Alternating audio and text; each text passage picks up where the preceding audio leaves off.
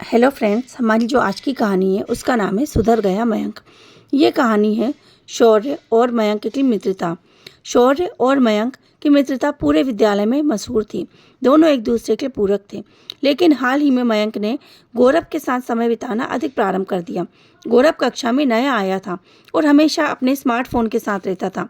गौरव ने शाला में बताया कि कैब बुक करने के लिए मोबाइल रखना आवश्यक है और वह अधिकांश मोबाइल को रिसेप्शन पर जमा करने के बजाय क्लास में ही लेकर आ जाता था। मयंक गौरव के स्मार्टफोन से बहुत अधिक प्रभावित था। गौरव ने उसे कई खेलों के बारे में बताया और यह भी कहा कि यह दिमाग तेज करने वाले गेम है। गौरव अधिकांश उससे कहता कि तुम इन खेलों को खेलोगे तो तुम्हारी योग्यता बढ़ जाएगी। धीरे धीरे मयंक ने गौरव के साथ इन खेलों में इतना समय बिताना प्रारंभ कर दिया कि उसका भोजन का टाइम, कक्षा का समय सब बर्बाद होने लगा। गौरव और मयंक अधिकांश कक्षा में सबसे पीछे बैठते और शिक्षक ब्लैक बोर्ड पर लिखते या पढ़ाते तो वो चुपचाप स्मार्टफोन में गेम्स खेलते रहते। गौरव मयंक को सिखाता कि कैसे शिक्षक की दृष्टि से बचकर हमें गेम खेलना है। गौरव उसे शिक्षक की दृष्टि से बचने के आइडिया देता। देखो मयंक, यदि हमारी तरफ टीचर देखे तो हमें तुरंत स्क्रीन ऑफ कर देना और कोई तुम्हें देखे तो पेन उठाकर ऐसे दिखाना कि तुम कुछ लिख रहे हो। धीरे धीरे मयंक का दिमाग पढ़ाई से हटने लगा। एक दिन मैथ्स की क्लास में जब टीचर्स ने मयंक से कोई क्वेश्चन पूछा तो वह उसका आंसर नहीं दे पाया।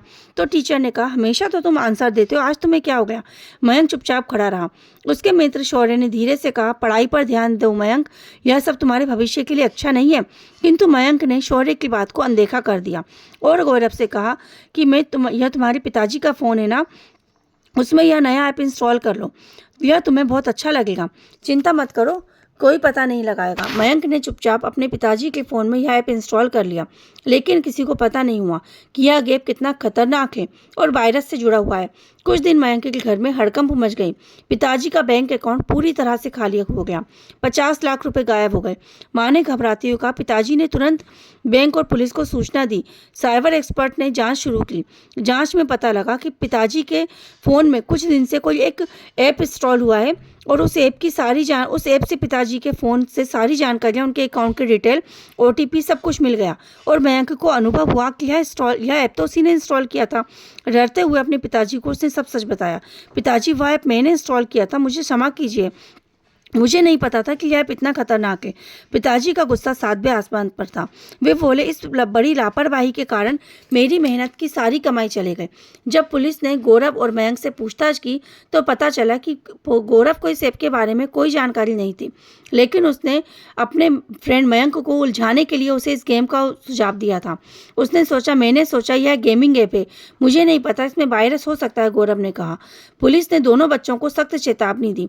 गौरव ने फ़ोन को भी जब्त कर लिया गया। शौर्य को जब इस बात का पता चला तो वह मयंक से मिला। उसने कहा, मयंक, तुमने जो किया वो गलत था, लेकिन इसका मतलब ये नहीं है कि मैं तुम्हें अकेला छोड़ दूंगा। मेरे मामा साइबर क्राइम के एक्सपर्ट हैं, मैं उनसे बात करूंगा। शौर्य के मामा ने पुलिस की सहायता से हैकर्स को ट्रैक किया। 2 सप्ताह में कड़े परिश्रम के बाद स्कैमर्स पकड़ा गया। पिताजी का पैसा भी वापस आ गया। मयंक ने शौर्य से कहा, मैंने तुम्हारी दोस्ती का भी अपमान किया, स्वयं को मुसीबत में डाला, मुझे क्षमा कर दो। धन्यवाद मित्र, यदि तुम नहीं होते तो शायद मैं इससे कभी बाहर नहीं आ पाता। शौर्य ने मुस्कुराकर कहा, सच्चे मित्र वही होते हैं जो कठिनाई के समय साथ दें, लेकिन वादा करो अब से तुम ऐसा काम नहीं करोगे जो तुम्हारे लिए या दूसरों के लिए नुकसानदायक हो। मयंक ने वादा किया कि अब मैं मोबाइल में गेम खेलना और गलत संगति से दूर करूंगा।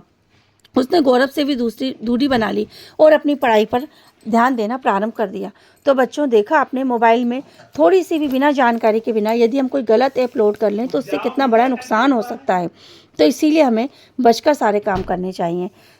राधे राधे।